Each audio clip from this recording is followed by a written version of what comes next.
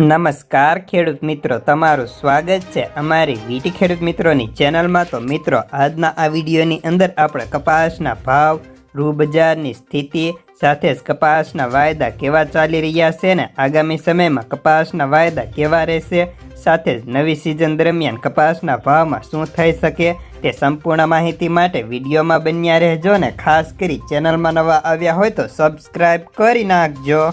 તો મિત્રો, સૌપ્રથમ રૂ બજારથી શરૂઆત કરીએ તો ગુજરાતમાં રૂ બજારના ભાવ નરમ રહ્યા હતા।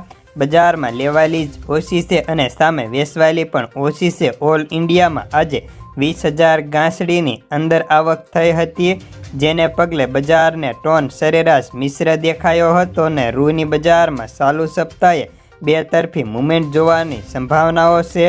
CCI દ્વારા વેચવાલી કેટલી નીકળશે તેના ઉપર પણ બજારનો આધાર છે। હાલ આજે ખાંડીએ 100 રૂપિયા ઢીલા હતા, સાથે જ ખાંડીના ભાવ 56,700 થી 57,100 રૂપિયા હતા। અને હાજર બજારમાં કપાસના ભાવની વાત કરીએ તો કપાસના ભાવમાં પણ આજે સામાન્ય સુધારો હતો। ક્યાંક મણે 65 રૂપિયા વધીને ભાવ તેની ક્વોલિટી મુજબ 1350 થી લઈને 1580 રૂપિયા સુધીના બોલાતા હતા।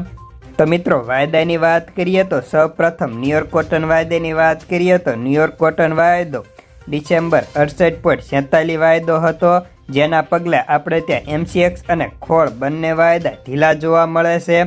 જેમાં MCXની વાત કરીએ તો MCX વાયદો 56,530 રૂપિયાનો હતો, તો ખોળ ઓગસ્ટ વાયદો 2849 રૂપિયાનો બંધ હતો।